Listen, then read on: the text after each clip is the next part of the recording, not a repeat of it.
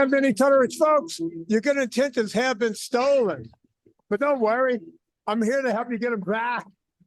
You may be soft and succulent at the beginning of this process, but hang in there. Before long, you will be lean and mean, just like the woman on the other mic, Miss Gina, Grad. What happened? What happened to my... It just cut out. Gina, what happened? I don't know. I think it's gremlins. I think it might be some sort of a devil. It stopped. All right, let me just hit it and see if I actually hit the post. You ready? Yeah. All right. It just cut. Right. I'm going to turn it right back on where it left off. Okay. Yeah, I would have hit the post, but hey. That was a real technical difficulty, everybody. I saw his hands. He didn't bump anything. He didn't do anything. It just, I don't get it. I don't get it. Gina, I'm glad to be talking to you today because something happened last night in my life that was a game changer. Ooh. I think. Ooh, I'm intrigued. That's why I'm glad that we're all caught up in podcasts. This is coming out on Wednesday. So I was thinking about a week or two ago. I was just and I brought it up on a podcast with Anna Vocina. And I said, you know what? I like talking to people. I love doing the consults. Right. But because of the amount of time it takes, consults, now look, when you get a one-on-one, it's concentrated just on you. So my feeling is it's worth every dime. Sure. And people sign up for them left and right. Right. Right. It's like, well, obviously Vinnie doesn't claim to be a therapist, but it's like your own nutritional therapy session. Yeah. And you get exactly what you need. But right. What I've learned over the years is a lot of people have the same questions.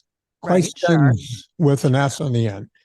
And I was just thinking out loud on the podcast and I said, should I just do one, just try it where you have 10 people on a Zoom thing and charge them each 25. It sounded like a good idea. $25. That is such a good idea. And look, I get my hour's worth. That's what I get to do an hour anyway. I get about $200. But each PayPal takes a little. They take it, right. So I figured, okay, 25. It's enough for people to be invested.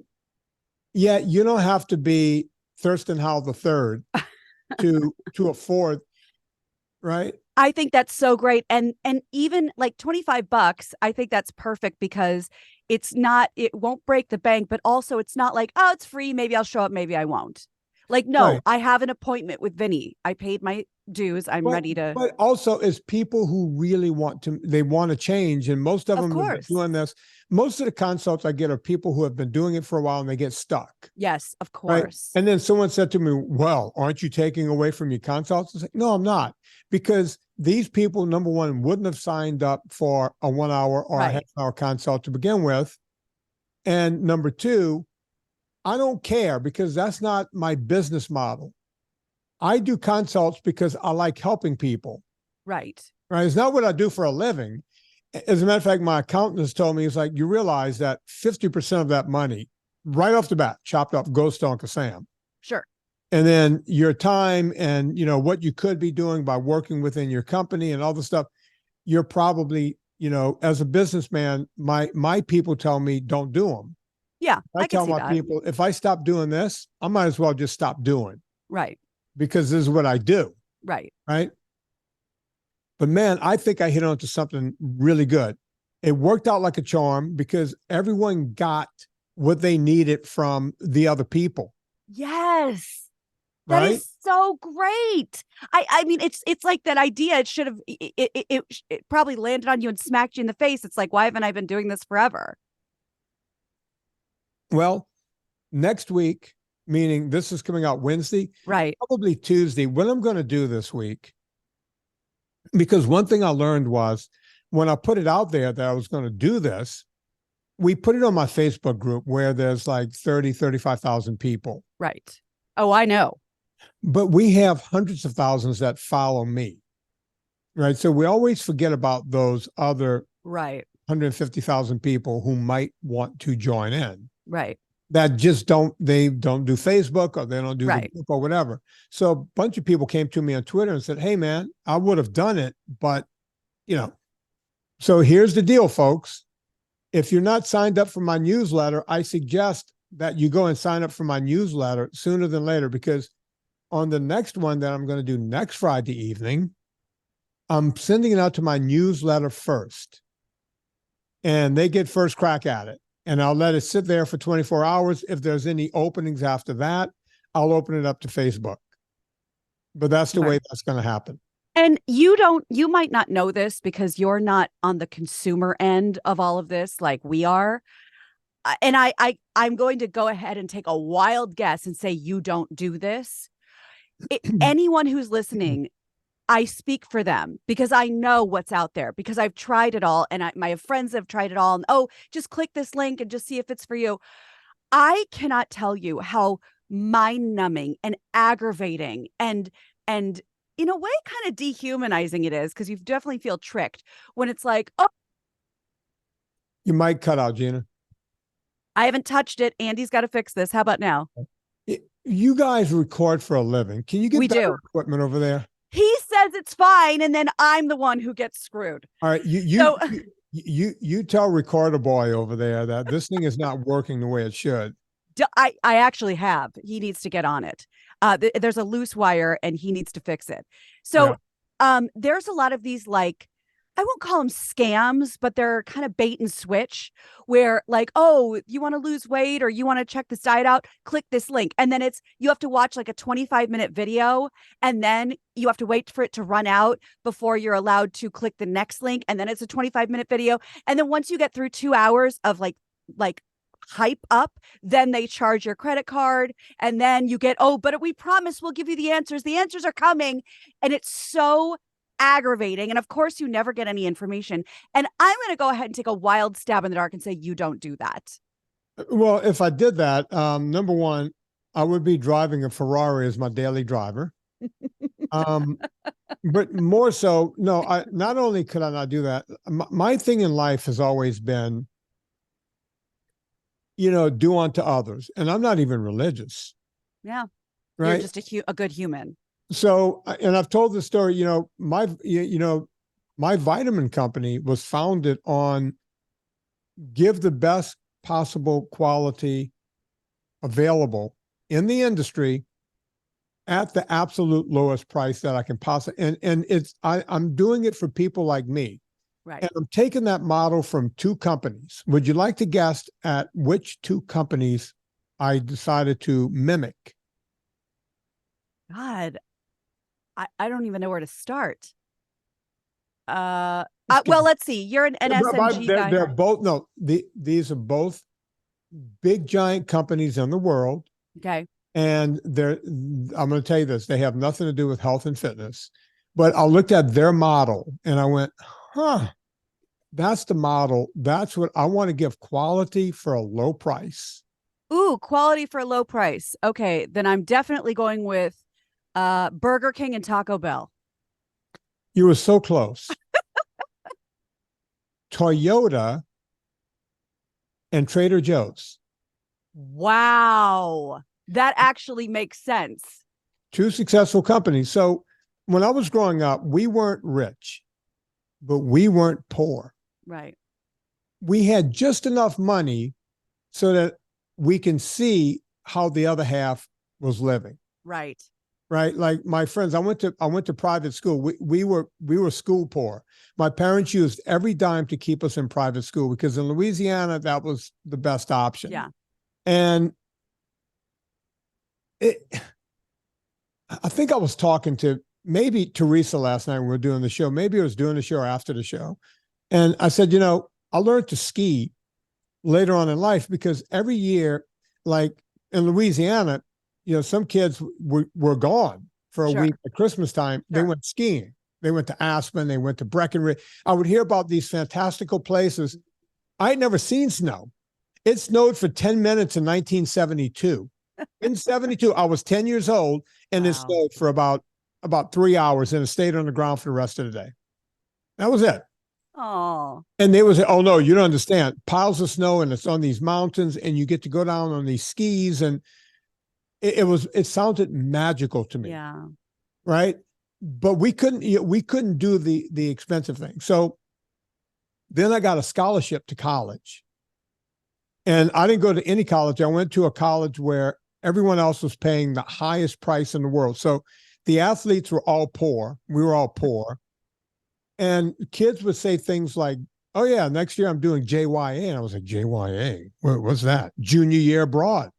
Oh, Abroad, like where? I'm going to Europe for a whole year.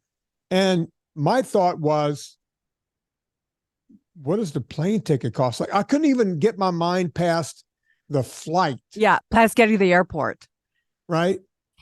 The first time I flew was because I was on scholarship and we had to go to Colorado to play a team in Colorado. First time I flew in my life was in college. Wow. Right. So it was like, how much is that ticket? You're going across, you're going overseas. I use the term overseas because that's what my great uncle used because he was in the big one, WWE. Yeah, you guys are going to the old country? I was like, and wait, what are you going to do when you get there? How are you going to live? Well, you get an apartment and you just live in Rome and Wow. you go and I'm like, wow, these people have more money than I could have ever imagined. Yeah. Like I can't even wrap my mind around No. taking a year of college from the most expensive school in the world, doubling down and going somewhere else. You're still paying that college. Right. But now you're going somewhere else. None of that I couldn't even, but the one thing I knew about rich people back then was that they didn't waste money because I started working with rich people in New Orleans and they owned Mercedes. Not just any kind of Mercedes, Gina. They had diesel engines in them. And they would buy these cars. And it wasn't like today where people would lease a car and 3 years later they got Right. They would buy these cars. They became like heirlooms. And they looked brand new. They had some guy washing them every day. I had all these clients up and down St. Charles Avenue, all the oil money people. Right. And the reason they drove these Mercedes with diesel engines is you buy it, and 10, 12 years later, you still have the car. It's still running. It's still doing well. Because back in those days, people would get 50, 60,000 miles in a car. You got rid of it. Yeah, cars did not make it to, you know how now, like when you don't even think about selling your car until it has 200,000 Yeah, miles. No, exactly. no, American-made cars back then, you would get a car and you would get rid of it in about 4 years Wow. because it was done. You would change your points and condensers, all things you don't do anymore. Right. Do all this stuff. Oil changes used to be every 3,000 miles. Oy vey's mir. Right. So American cars, if you got it, 60, 70, that was like a lot. Some people didn't take them past 50. These cars were going hundreds of thousands of miles. So I went, oh, that's what rich people get to have. Mercedes with diesel engines, they last forever, right? And then I learned about the Toyota, or as they call them down south, rice burners. Oy vey. Oh, God. Well, you know why they called them that, right? Why is that? The Japanese figured out how to make ethanol from grain. That's with the Honda engines and all that. You could just, during the war, they didn't have gas. Right. So that's where the term rice burner comes from. Oh, so while they were using rice, we at some point figured out how to use corn for ethanol. Right. But they figured Interesting. out how you could just put alcohol in an engine and run it. I see.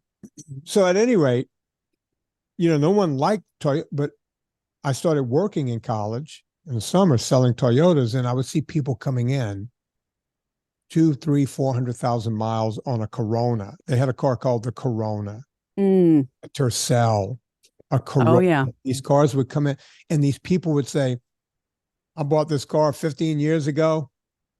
We never really changed the oil in it more than 2 or 3 times. And here it is. Give us another one just like it. And I was like, wow, these cars are that good. These cars are budget, yet they're better than a Mercedes. Wow. You can buy something better than a Mercedes on a budget. And that's the guy I wanted to become in life. How can I give people the utmost quality at the lowest price. Yeah. The guy that started Trader Joe's. Do you know his story? Tell me if this sounds familiar. From what I understand, there are two German brothers that started Aldi, and there was Aldi Sud and Aldi Norte. Don't ask me why I know this. Aldi South and North, and one of them kept Aldi, and the other one rebranded it basically to Trader Joe's. No. Okay, well then that article was wrong. The way I heard it, and look this up while I'm telling I you. will, because that's what I read at some point. Maybe Aldi's bought Trader Joe's at some point, but it was a guy in Pasadena Oh, who was like a school teacher or something, and he felt that school teachers had discerning taste. They knew about fine cheeses and fine wines and this kind of stuff, yet they couldn't afford it on a teacher's budget. So his idea was bring this stuff in bulk, and you could sell quality cheeses and wines to people who couldn't afford the high priced cheeses and wines. And that's how he started Trader Joe's. interesting. I have literally never heard that. The first thing that comes up is in 1958, Joe Colombe, which I'm assuming is one of your people, Colombe, took over a small chain of Pronto markets in LA. After seeing changes in demographics, he opened Trader Joe's in Pasadena. So your story makes more sense than my story, even though I was so excited to share my trivia with you. Yeah, whenever I first got to LA, Trader Joe's was it. It was like, wait, this store only exists here? Right. And I'd never heard of it. They had great cheeses, great luncheon meat, I call them luncheon meats, but great, they had all kinds of Italian meats and all Deli, yeah. They were tiny. They weren't a big giant chain like they are now. Yeah. Right? And the stores were kind of patchouli, hippy dippy. I didn't drink wine back then, but they had the $2 chuck, right? Of course. It was good wine that was off label. Yeah. And I think it's $3 chuck. Boy, how times have changed. So Trader Joe's back then had the world's worst produce. Yeah. It was just really bad back in 1991, but you can really get quality meats and cheeses. And now, they were bought up by whoever they were bought up by, maybe Aldi, since you knew that story. Yeah. But look at where they are now, right? And I'll never forget. I mean, my mom would come here. Can we go to Trader Joe's? Can we go to Trader Joe's? Once Kansas got their first Trader Joe's, she literally called me, and you've met my mom, so this shouldn't be hard to believe, almost crying, saying, I'm almost inside. Stay on the phone with me. I mean, it's a big deal. Nice to her, right? Oh, yeah. Big deal. So when you say Toyota and Trader Joe's, that makes perfect sense, because Trader Joe's is not exactly off-brand, gently used outlet stuff. This is good stuff, but it is not, especially these days with as bad as inflation's gotten at the grocery store. Like, it's a really good choice. Yeah, we use the Trader Joe's down the street all the time, and they have good produce now. So yeah, and that's how I modeled my entire business. The that vitamins, makes sense. the coffee, the NSNG foods, the ultra fats. It's all modeled at how do you get the best. I mean, even the coconut oil we buy, because we buy the stuff like in 55-gallon industrial drum. Right. It's food grade, folks. It's not like in an oil drum. Right.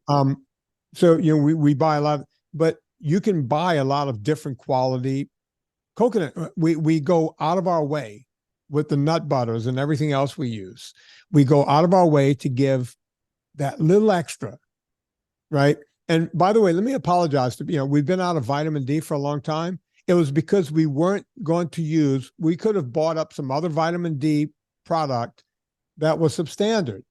And I said, I would rather have customers get pissed off at me. I'd rather lose money than to go against, because I saw what happened to my friend Anya Fernald, who had Belcampo Meats during the pandemic. Love Belcampo. She had a great company and the whole thing, and they couldn't, they had a supply chain thing. And in one of their stores, they put some meat and some employee told on them.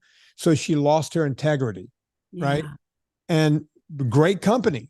or just Yeah. all around great company that went down because integrity and giving people what they expect, best quality, lowest possible price.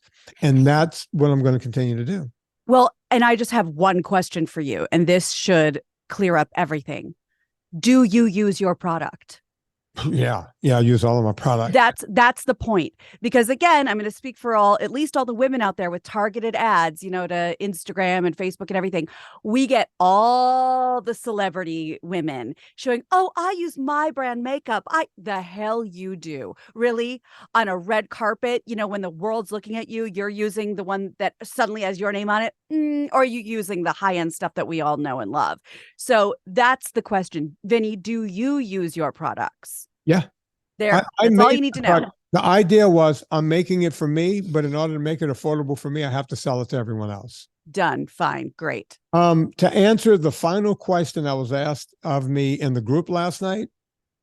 And by the way, man, it went so much better than I thought. That's such a great idea. Yeah. So we were done and I said, look, before we go, anybody got anything random that we didn't talk about?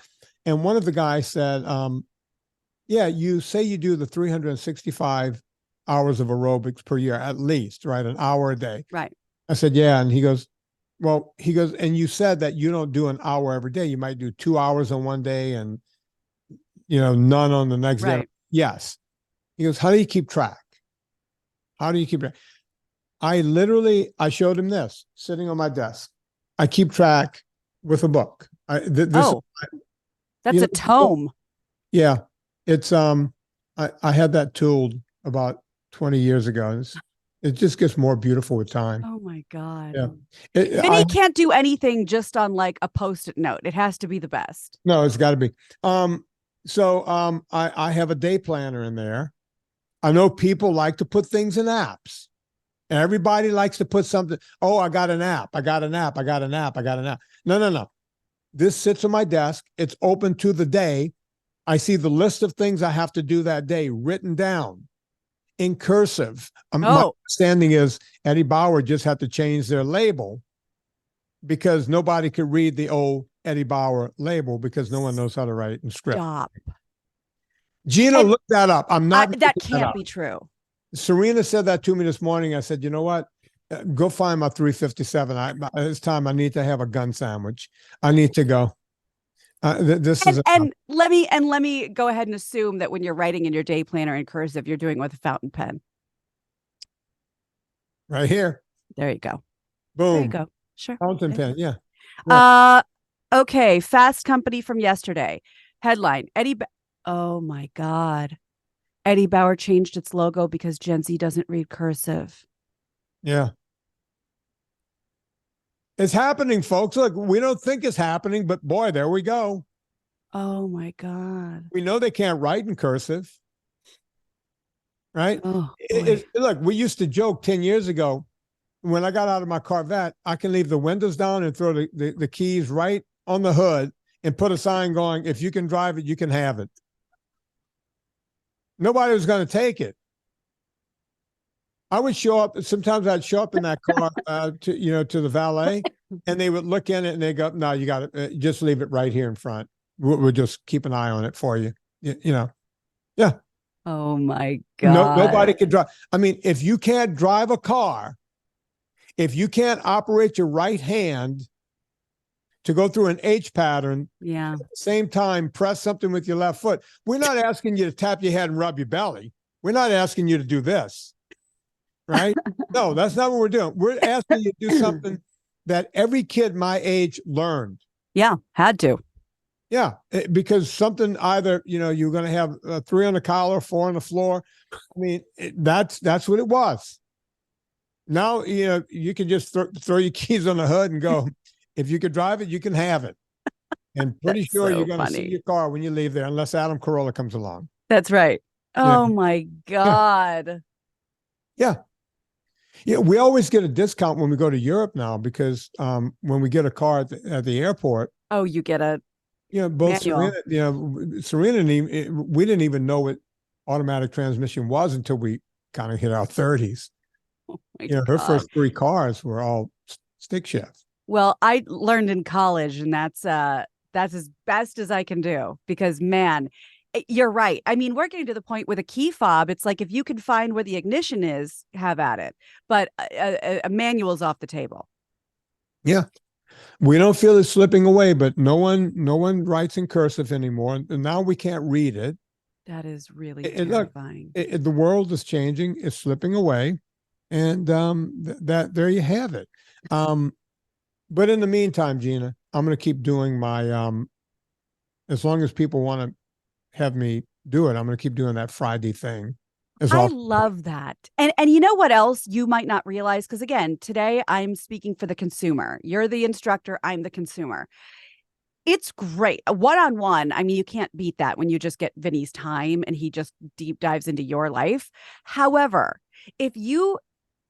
most of us know that when it comes to losing weight, it is a very isolating experience. And even though everyone goes through it, you feel very alone. And to see 9 other faces on that group going through what you're going through and asking questions that you have is very validating. And you might not realize that as the instructor, but I'm telling you as the person on the other side, it's nice to see other faces dealing with what I'm dealing with. Yeah. And, look, Serena listened in. She was one of the people, she said, in case you run into trouble, in case something screws up, I'll be upstairs just paying attention. Nice. And when I was done, I was going to go up and apologize because I'm sorry you had to sit there and listen to me work for an hour. And I got upstairs. When I got to the top of the stairs, she was like, "Oh my God, I learned so much." It's like, how did you learn so much? You live here. Yeah, it's like, you never listen to me. I got into that thing. So we did that. Any That's quick great. news stories you have there, Gina? I don't want to keep you forever. It's a Saturday here. No, I mean, this is something that I know you've talked about a million times because I learned it from you. And I'm sure we could get into a big old rant on it another time. But just as a teaser, sometimes I like to piss you off. Sometimes I like to validate you. After screaming about this for how many years? I mean, I've known you for almost a decade, and I know your first time screaming about it wasn't when you met me. Guess who's catching up to you? Big story in the Guardian newspaper. Did you know that it says almost half of a federal government panel that helps develop U.S. nutritional guidelines has significant ties to big agriculture, ultra-processed food companies, pharmaceutical companies, and other corporate organizations with a significant stake in the process's outcome. So we're talking 9 members of the U.S. Nutritional Guideline Group have ties to Nestle, Pfizer, Coca-Cola, National Egg Board, tons of lobbying groups. The findings raised questions about whether the panel's looking out for America's health or corporate profits because they essentially work for them. The Gary Ruskin, who owns this company, U.S. Right to Know, says it erodes the confidence in dietary guidelines, obviously. They inform how healthcare professionals and nutritionists treat people and influence how federal food aid is distributed. And we're talking labeling food, products are formulated. We're taking advice from people who are on the payroll for Nestle, Pfizer, Coke, and so on and so on. And then Ruskin goes on to say, the last thing that a food or pharmaceutical company wants to have is a federal agency that says, don't buy this stuff, don't buy this product. That could potentially be a mortal threat to companies. And talk about a conflict of interest. Vinnie, how long have you been screaming about this? 1989. Oh my God. 1989, when I wish I could find my old digital tapes, my old DAT tapes from WSMB in New Orleans. I so want to find that. People were calling it, where's your tinfoil hat? You're nuts. That's crazy. The government's not doing that. And it's like, back then I used to talk about nutrition facts and talk about, way back then I was talking about that. And even when I first started doing a Corolla show, I would see the comments and Adam would go, well, what about this study? What about that study? You would come up with stuff. Chris Latsamana and Gary would hand him stuff. Yep. And I would go, okay, look at the bottom. Tell me, there was a whole thing on how great pasta was. And I said, I didn't even see the article. I just said, can someone go to the bottom and tell me who? Turns out Barilla, the biggest pasta maker in the world. Who paid for this study? Yeah. Yeah. And whenever I would talk about, this is before the pandemic. I started going to Corolla, 2015, 2016, somewhere around there. 2015. This was long before the pandemic. Nobody knew anything about the NIH, the WHO, all of these alphabet, and I would go on the thing and I would say World Health Organization, the WHO, and Adam would go, what's that again? World Health. I'm telling you, these people are in cahoots, and they're in cahoots with the vegans over at Harvard, and those guys are in cahoots, and the AHA and the ADA, they're both controlled by Coke and Nestle. These companies own these organizations, and everybody would just look and say, are you sure you don't have a tinfoil hat? Yeah, shut up. Yeah. I was like, no, this is what they're doing, because I've been looking at this since 1989. That's what carried on. That's like 35 years ago. 35 years I've been yelling about one thing. And people back then, people, how do you know? It's like, how do you not know? Yeah. That's always my question. You see, this is something I'm interested in, because when it doesn't walk like a duck or quacks like a duck or swims like a duck, I'm sitting there going, it ain't a duck. And we're going, well, I guess it's a duck. They said it's a duck. They keep telling me it's a duck, but it's not a duck, because ducks don't, ducks quack and they walk in. But nobody wanted to pay attention. Now everybody's coming out every day. Serena reads an article.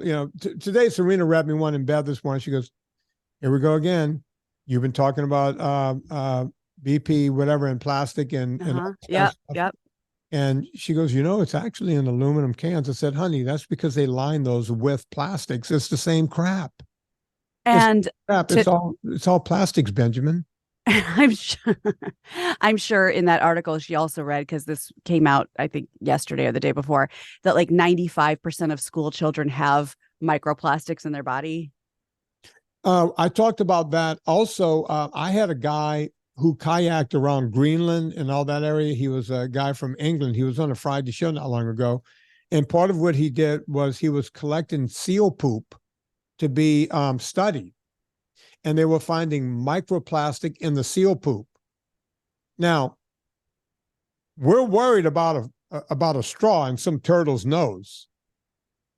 But when you start finding microplastic in seal shit, nowhere near us, we got ourselves a problem. Yeah. Right? This is a serious problem. You're finding it. You would think, oh my God, that's the middle of nature. Yeah. That is the middle of nature. You can't get more nature. More remote. It sounds like something a sergeant would say when he's training a bunch of privates. That's more natural than seal shit at the North Pole, boy. And guess what?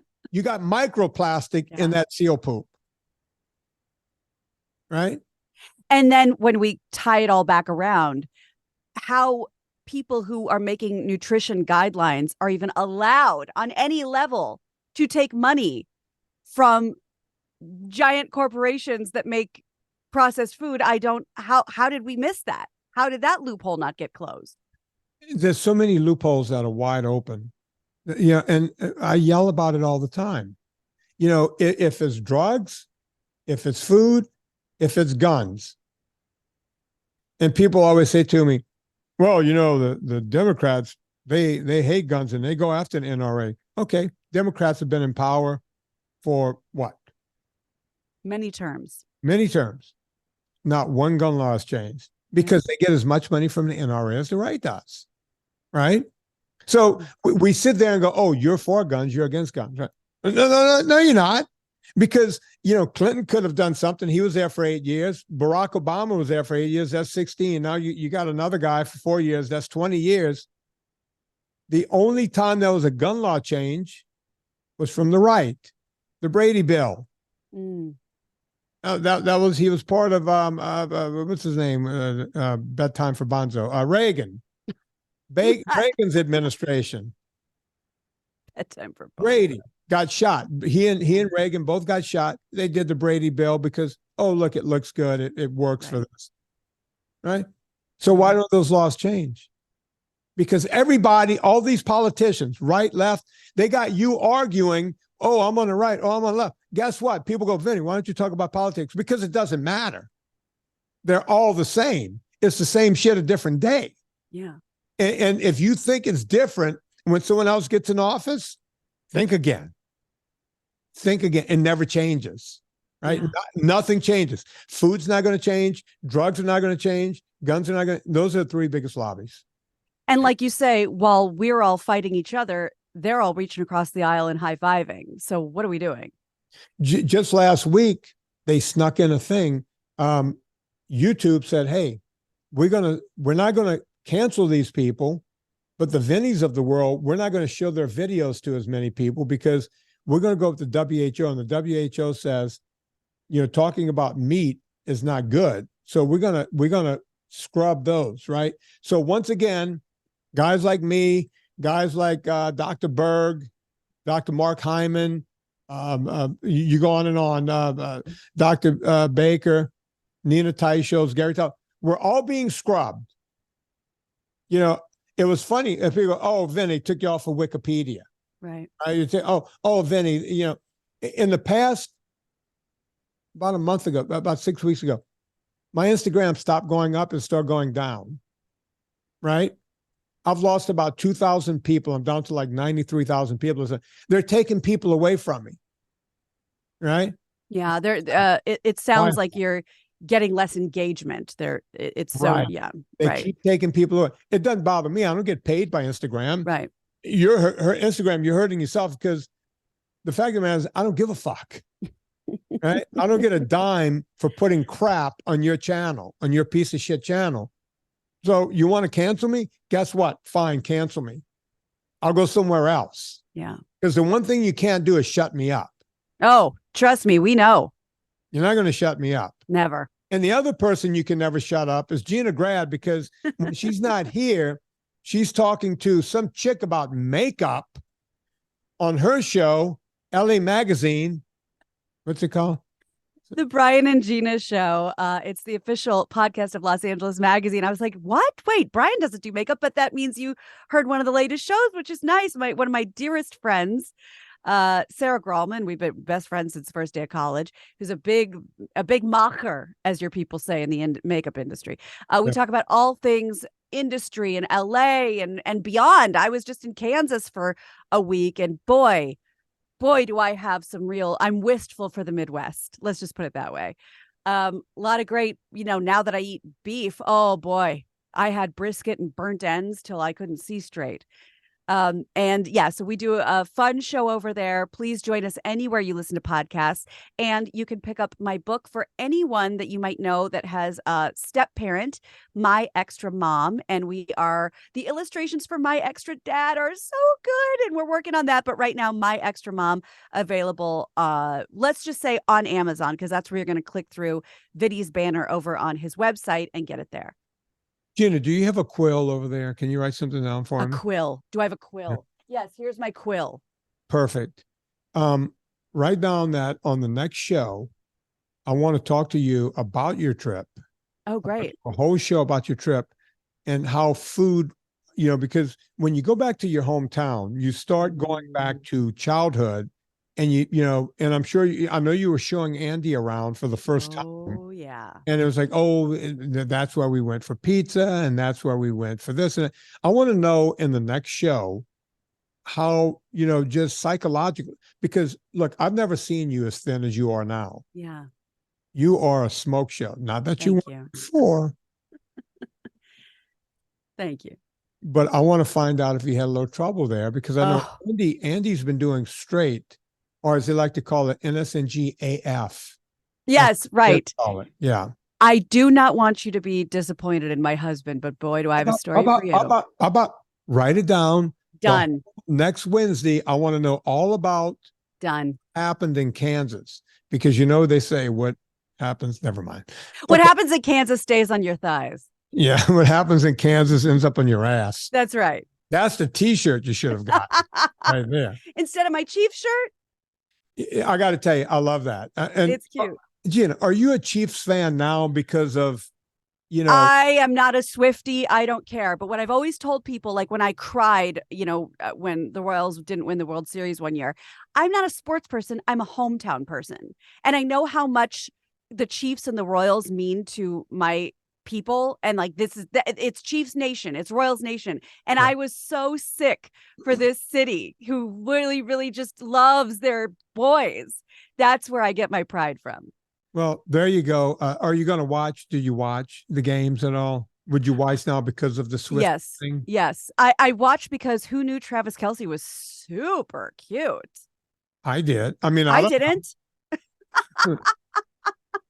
I mean, I've heard women say, what would I know? I was not aware that we had a tight end that could. Yeah. Boy, what a tight end on that guy. Yes. Patrick Mahomes, who? Well, if you like him, we got to show you Bosa. The look up Bosa, Bosa. He's a linebacker for San Francisco. Oh, hi. And boy's a bit of all right. Oh, hello. Yeah. There you go. Okay. Yeah, I can introduce you to some hobbies. Yeah. Oh, your very own Patrick Mahomes. I mean, that's a good-looking guy. He's a cutie, man. I just didn't know there were other cuties on the Chiefs.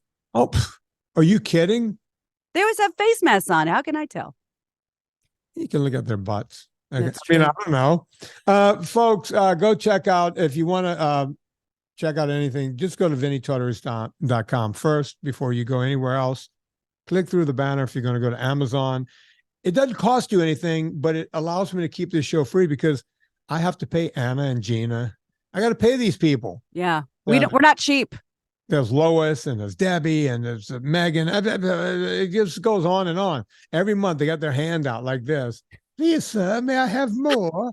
You know, By the way, with the names you just read, thanks for employing so many women. I like looking at hot women. Good, as you should. Yeah. So, on behalf of Gina Grad, let me pull up a little music. I don't know why Gina, this song has nothing to do with you.